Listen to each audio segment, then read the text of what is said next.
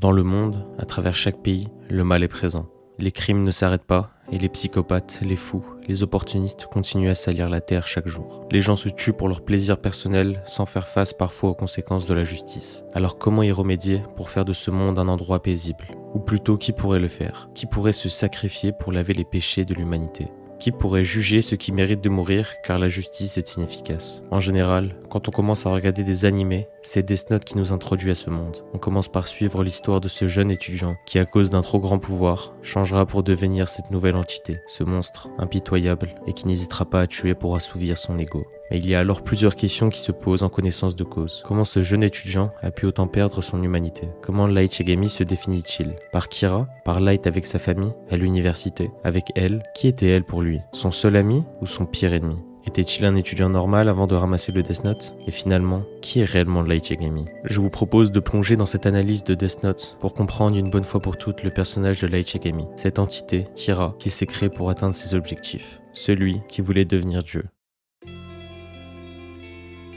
Je pense que pour commencer à parler d'un personnage aussi complexe que Light, il serait judicieux de d'abord se demander qui était Light Yagami avant de ramasser le Death Note. On pourrait penser à juste titre que Light est passé d'un simple étudiant à un tueur en série sans pitié trop facilement et rapidement. Ce qui est faux. Oui, Light n'a jamais été un garçon normal en premier temps. Depuis ses premiers moments de l'anime, on peut voir à quel point il est désintéressé par tout ce qui se passe autour de lui. Il n'écoute pas les professeurs ni le cours et n'a pas de groupe d'amis comme les autres étudiants, alors qu'il est très populaire, ce qui est contradictoire. Il reste juste assis à sa chaise de cours avec un air ennuyé, dans son monde à lui. Une de ses premières citations sera « Ce monde est pourri », une vision qu'il partage avec un dieu de la mort, alors que lui n'est qu'un humain. À ce niveau de l'histoire, Light est considéré comme un génie par chaque personne qui l'entoure. Il est premier de son école sans trop d'efforts. Il est aussi très talentueux dans plusieurs autres domaines. Light a sûrement grandi en ayant cette constante affirmation qu'il est un génie, beau et parfait. Grâce à son intelligence, son athlétisme et son physique, il a grandi en étant le centre de l'attention. Ses traits le caractérisant l'ont fait devenir une personne égoïste et vaine. Il est devenu narcissique par l'affirmation positive qu'il a reçue du monde. Il est l'étudiant parfait, destiné à un avenir radieux. C'est son narcissisme combiné à son ennui et sa vision enfantine de la justice, en gros que toutes les personnes mauvaises doivent mourir, qui ont fait de lui quelqu'un en recherche d'un pouvoir divin. C'est pourquoi il y a eu peu d'hésitation avec le Death Note. Le bon élève, droit, qu'il a joué toute sa vie, n'était qu'une façade. Alors quand il a eu la possibilité de changer le monde, il croyait définitivement au destin. Toutes les étoiles étaient alignées. Le monde n'attendait que sa venue. Le pouvoir a révélé en lui quelque chose de beaucoup plus sombre qu'on abordera plus tard. Il a développé le complexe du Messie, qui est un état d'esprit dans lequel un individu croit qu'il est destiné à devenir un sauveur. Cela correspond parfaitement à la philosophie de Light après avoir pris le Death Note. Ce monde est pourri et ceux qui le salissent méritent de mourir. Quelqu'un doit le faire. Pourquoi pas moi? Même si ça veut dire me sacrifier moi et ma propre conscience, ça en vaut la peine. Je suis le seul qui peut le faire. Avec le Death Note, je vais changer le monde. Même si Light portait cette croyance que le monde aurait besoin d'un sauveur, il a en réalité développé son complexe de Dieu que plus tard dans l'œuvre, quand il tuait méthodiquement ses victimes. En gros, quand il commença à se croire infaillible, impossible à stopper, car il n'avait plus d'obstacles de son niveau. Mais ça, c'est pour plus tard. Je tiens tout d'abord à préciser que dans cette vidéo, nous séparerons Light et Kira, qui sont deux entités différentes. Kira n'était pas activé dans Light avant qu'il ne ramasse le Death Note. Certes, comme on l'a vu juste avant, Light a toujours été différent, et pour lui avec ce pouvoir, il était indéniable qu'il allait se voir comme un dieu, mais c'est en réalisant ce que le Death Note pouvait faire, effacer des humains si facilement, les gens qui salissent cette terre, les meurtriers, que cela a créé en lui un nouveau point de vue de la justice. Avec un pouvoir aussi grand, il se sent choisi. Il pense qu'il est de son devoir de nettoyer la terre. Quand il commence ses meurtres de masse des criminels, les gens lui trouvent un nom, Kira. À partir de maintenant, Light est connu comme Kira, le dieu de son nouveau monde. Ce fameux nom est donné par les gens que Light pense devoir sauver. Il est de son devoir de sauveur de leur venir en aide. Dans ses premiers mois de possession du Death Note, Kira devient arrogant. Il croit fermement qu'il ne peut être vaincu. Personne n'est à sa hauteur, ou peut-être pas encore. Avec le pouvoir du Death Note, il peut tuer n'importe qui. Cela lui monte clairement à la tête, petit à petit. Kira est aussi maintenant manipulateur. Il utilise les autres pour obtenir ce qu'il désire, et les jette ensuite à la poubelle, une fois son objectif atteint. Quand Kira perd sa mémoire et redevient Light à nouveau, on remarque directement la différence choquante entre les deux. Light manque de ce côté manipulateur que Kira avait. Il refuse d'utiliser Misa dans l'investigation, de peur qu'elle se mette en danger. Light est empathique, à l'opposé de Kira qui, lui, tourne autour du mensonge.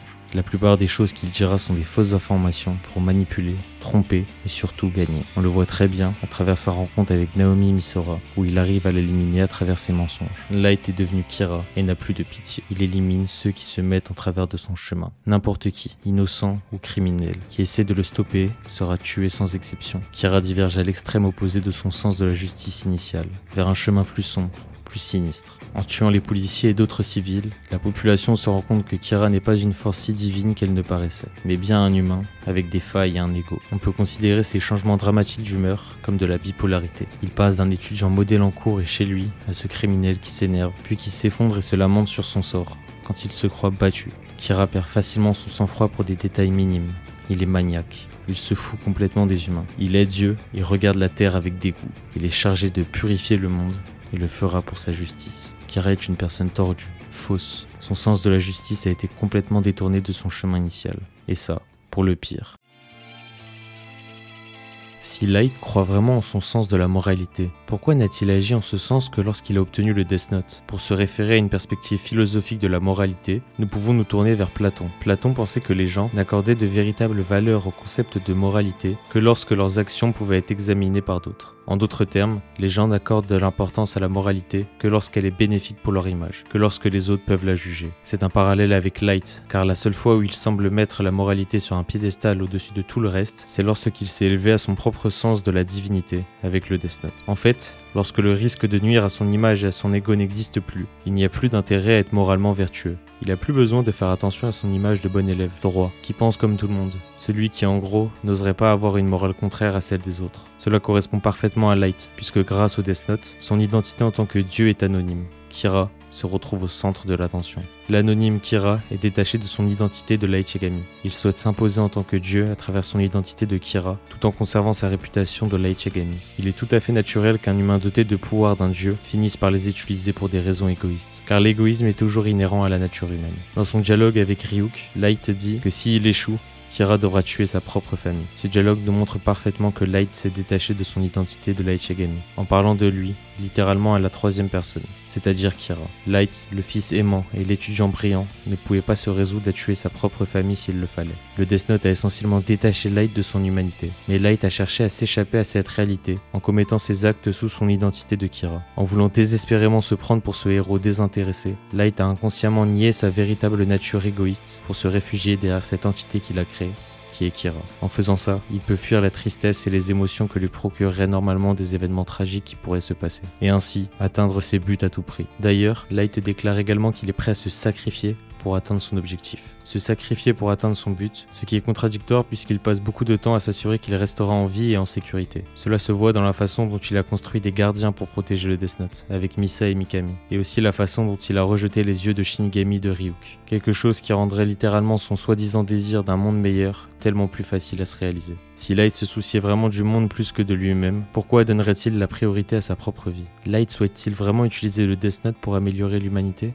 Ou bien Light s'impose-t-il comme ce dieu pour satisfaire ses propres désirs égoïstes?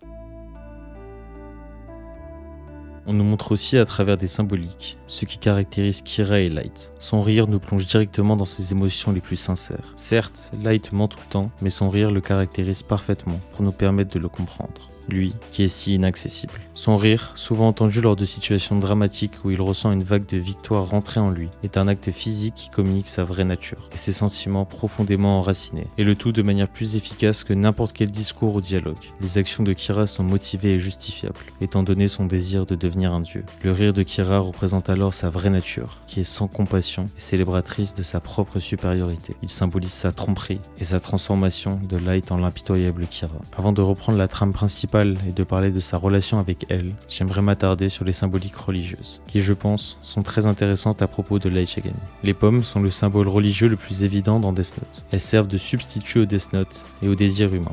La pomme représente le fruit de la connaissance dans l'histoire d'Adam et Ève. En mangeant ce fruit, on prend conscience de la différence entre le bien et le mal. En recevant la pomme, donc le Death Note, Light développe son ego pour devenir Kira, celui qui a le droit de juger les autres. Cela nécessite la connaissance du bien et du mal. D'ailleurs, dans l'opening, on le voit croquer une pomme symbolisant sa première utilisation du Death Note, ainsi que sa prise de conscience de l'incroyable pouvoir qu'il possède.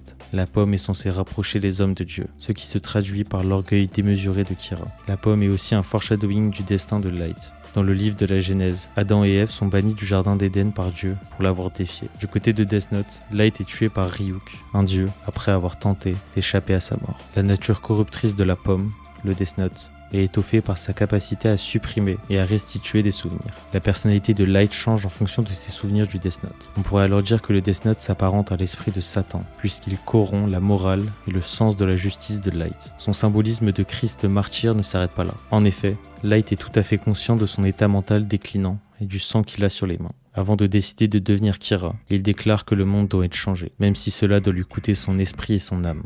Light est prêt à se sacrifier pour laver les péchés de l'humanité. Ce qui le différencie de Jésus, c'est que Jésus sacrifie sa vie, alors que Light a l'intention de sacrifier son âme. L'abandon de l'âme se fait généralement dans le cadre d'un accord avec le diable. Cela fait de Light un personnage proche de l'Antichrist. Le nom de Light est d'ailleurs une référence évidente à Lucifer, qui signifie porteur de lumière. De nombreuses comparaisons peuvent être établies entre notre protagoniste Light et l'ange déchu. Lucifer se croit supérieur à Dieu, et Light estime qu'il est le seul à pouvoir juger les criminels. En gros, il s'en fout et se moque du système judiciaire, qu'il juge inefficace. Lucifer est chassé du paradis pour son arrogance. De même, c'est l'arrogance de Light qui l'a conduit à sa chute. Sa confiance en son plan l'a empêché de détecter la falsification du carnet de Nier. Ou plutôt, c'est sa trop grande confiance en l'humain qui l'a fait perdre. Mais ça, on le verra plus tard.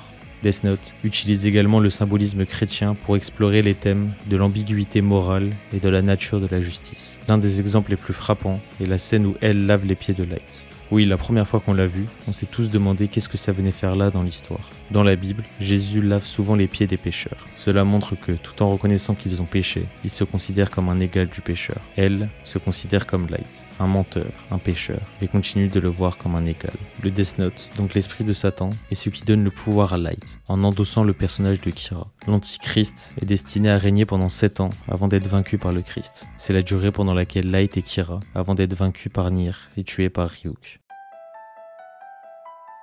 C'est après l'apparition de Elle que Light commence à montrer des signes de troubles bipolaires et de dédoublement de la personnalité.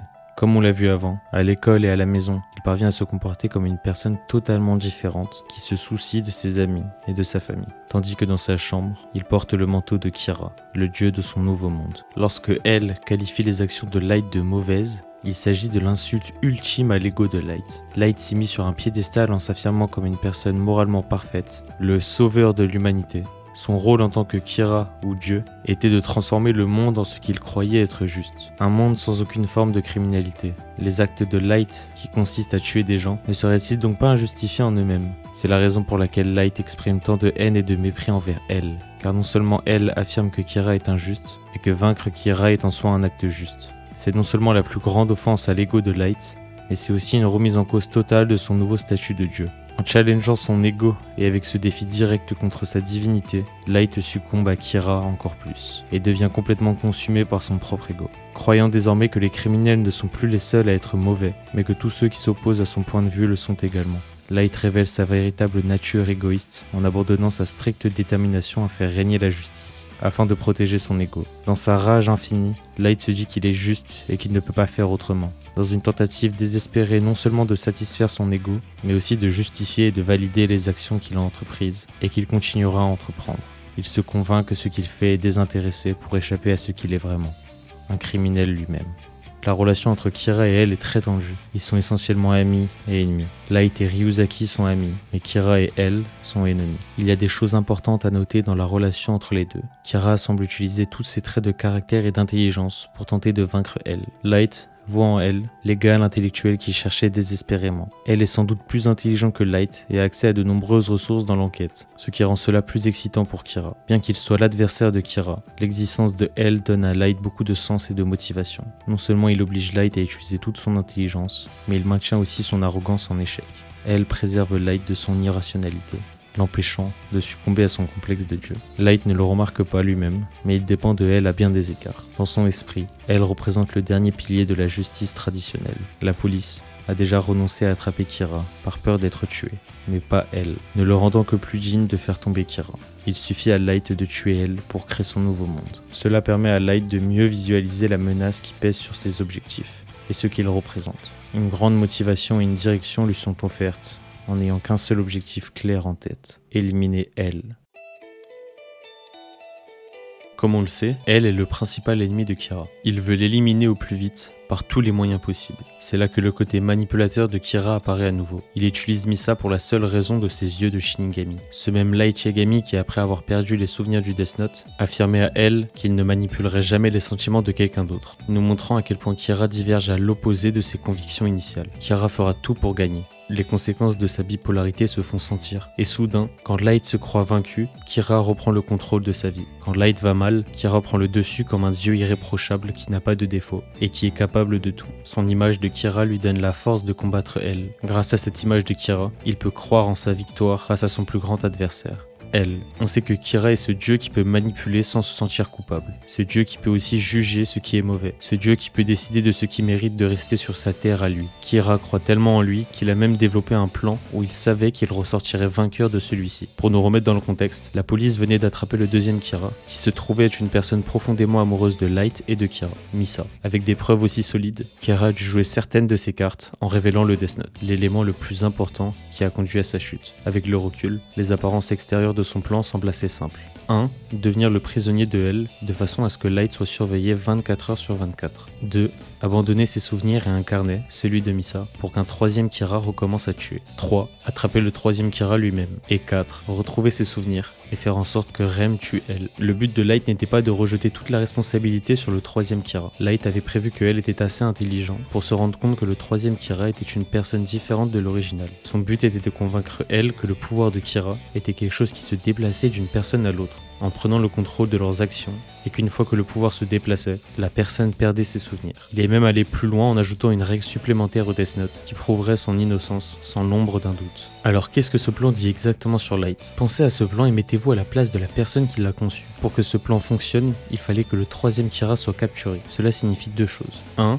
Light croyait absolument qu'il serait capable d'attraper un autre Kira sans avoir connaissance du carnet. Cela joue avec l'arrogance de Light, qui se croit supérieur à tout le monde. 2. Light est absolument persuadé qu'aucun autre Kira que lui ne serait capable d'échapper à elle. À quel point ce plan aurait-il mal tourné si le Death Note avait été confié à quelqu'un de plus intelligent que Light? D'après la façon dont Kira pense lui-même et de Light, c'est impossible. Light voit en Kira le dieu invincible pour pouvoir créer son nouveau monde. Grâce à ce plan, on remarque aussi quelque chose de frappant qui vient renforcer l'idée que l'identité de Light est fragmentée pour créer Kira. C'est leur différence d'apparence. L'apparence de Kira est clairement différente de celle de Light. La différence la plus frappante entre l'apparence de Light et de Kira est les yeux. Les yeux de Light sont doux et larges, tandis que ceux de Kira sont vifs et mauvais. Il est clair qu'il y a quelque chose qui n'existait pas auparavant, une entité mauvaise en recherche d'autre chose que de la justice. Kira est une personne complètement différente, qui se détache de la justice de Light et se croit Dieu. Comment quelqu'un doté d'une telle puissance et d'une telle intelligence peut-il perdre? Light a perdu parce que lui et les personnes dont il s'est entouré, à l'exception de Ryuk, étaient des êtres humains. Et malheureusement, tous les êtres humains commettent des erreurs. La première erreur fatale de Light a été de tuer Lind L. Taylor. Pour la première fois, Light a tué un homme qu'il pensait être un non-criminel. Cela a prouvé à elle que Kira était un humain assez mortel pour se sentir menacé par un homme à la télévision, avec un ego assez gros pour tuer un non-criminel qui oserait le défier. Cela prouve également que la capacité de Kira est quelque chose de surnaturel. Une autre de ses erreurs fatales est liée à la première, la descente aux enfers des idéaux de Kira. Il cesse d'œuvrer pour la justice et participe au jeu d'une traque avec elle, tuant au passage de nombreux innocents. On pourrait dire que si Light avait continué à tuer des criminels, il n'aurait jamais été arrêté. Comment aurait-il pu être inculpé si tout le monde pensait que Kira était vraiment un dieu? Tuer les innocents qui ont tenté de l'attraper n'a fait que prouver sa mortalité. Même avec ses erreurs, Light était assez intelligent pour s'en sortir. Ce qui l'a fait perdre, c'est qu'il s'est trop reposé sur les autres. Il s'est trop fié à Misa et à son carnet. Il s'est trop reposé sur l'équipe d'enquête de Kira. Même sans tenir compte de leurs suspicions à l'égard de Light, ils ont donné trop d'informations qui ont conduit à sa chute. Par exemple, lorsqu'Aizawa a fait son premier rapport à Nier, il a déclaré que pendant le trajet en voiture de Soichiro, alors qu'il testait les suspects qui étaient en captivité avec elle, Soichiro a affirmé qu'il allait tuer le suspect puis se suicider. Cela a conduit Nier à penser que la personne que elle avait suspectée était le fils de Soichiro Yagami, donc Light Yagami. Cela a conduit Nier à découvrir l'identité du deuxième elle. Il s'est trop fié à Mikami, ce qui est la seule raison pour laquelle le dernier plan de Light a vraiment échoué. Light lui a donné l'ordre de ne pas utiliser le vrai Death Note, et Mikami lui a désobéi en pensant qu'il pourrait aider Kira en tuant Takada. C'est ainsi que le détective de NieR a pu trouver et voler le vrai carnet, ce qui a mis Light en très mauvaise posture. 5 ans après la mort de Elle, Light commence à montrer qu'il était devenu un être humain encore plus imparfait. Il perdait plus rapidement son sang-froid, était moins posé et s'avouait trop facilement vaincu. Nous avons même moins de monologues de sa part et plus de moments où il perd les pédales, où il pète un câble pour un rien. Près de Melo, Light devient de plus en plus paranoïaque à mesure qu'il est acculé par les deux détectives. Il commence à se débarrasser de tous ceux qui pourraient être une menace pour lui, allant même jusqu'à permettre la mort de son père et à planifier la mort de sa petite amie et complice de l'université, Kiyomi Takada. En effet, Light est arrogant et en pleine forme depuis 5 ans, après avoir vaincu la seule personne qu'il croyait capable de le renverser de son trône, Elle. Il ne se soucie plus de couvrir ses traces parce qu'il croit qu'il peut être plus malin que n'importe qui. Il commet plus d'erreurs parce qu'il croit qu'il peut se permettre d'en faire. Une fois de plus, sa chute est due à son immense fierté et à son orgueil démesuré. Son manque de confiance des connexions humaines significatives l'a fait perdre contact avec la réalité, le conduisant à croire en son propre pouvoir et en une justice absolue. Cela nous montre l'importance des connexions humaines significatives et de vivre honnêtement pour éviter de perdre conscience de soi et de tomber dans une voie sombre. L'arc narratif de Light illustre comment les gens peuvent changer lorsqu'ils ont la possibilité d'être mauvais, et le Death Note lui a fourni un moyen d'explorer un côté plus sombre de lui-même auquel il n'aurait pas pu accéder autrement. Les principales émotions qu'on éprouve quand on pense à Light sont la tristesse et la perte. Il aurait pu être un policier intelligent et travailleur, travaillant au même niveau que elle. Pourtant, parce que ce pouvoir lui a été donné, il est devenu un meurtrier dont la vie s'est arrêtée au début de sa vingtaine. Light est en réalité la première victime du Death Note, après le motard qui harcelait la fille dans la rue. À ce moment-là, Kira a pris le dessus. Nous voyons aussi ce que Light aurait pu devenir dans l'arc où il perd ses souvenirs. Elle nous montre que même s'il a eu ses pensées, qui sont des versions apprivoisées des idéaux de Kira, il n'a jamais agi en conséquence. Il est respectueux envers tout le monde et n'exploiterait jamais personne. Commençant comme un garçon qui a pour but de changer le monde pour le meilleur, nous le voyons lentement s'éloigner de ce but et devenir un meurtrier qui tue n'importe qui si cela lui est bénéfique. Nous le voyons également perdre la plupart de ses émotions. Au début, Light peut à peine supporter l'idée de la mort de sa famille. La lenteur de ce processus le rend très crédible, mais aussi douloureux à regarder. Tout cela rend Light plus réel et plus humain. Mais malgré tout, les efforts de Melo et de NieR, combinés au sacrifice de Elle, finissent par causer sa perte. Dans ces derniers instants, Light n'est plus qu'une coquille vide, bafoué, humilié et découragé. Light tente frénétiquement de tuer NieR, mais en vain. La nature chaotique de Death Note reflète le déclin de l'état mental de Light. C'est parce qu'il n'a pas Elle pour l'ancrer dans la réalité. NieR a réussi à exploiter cette situation pour vaincre Light. Ainsi que la vie de Light s'achève, il a des visions de ses regrets. En courant, il voit son lui avant d'avoir pris le Death Note. Et poétiquement, il voit Elle se tenir devant lui, à sa hauteur, à son niveau, dans ses derniers instants. Light s'est soucié de Elle sans le savoir tout ce temps. Non seulement parce que la mort de Elle a déclenché sa défaite, mais aussi parce qu'il chérissait sincèrement leur rivalité. À ce moment-là, Light regrette d'avoir tué son seul et véritable égal, la seule personne qui pouvait l'égaler intellectuellement et le comprendre.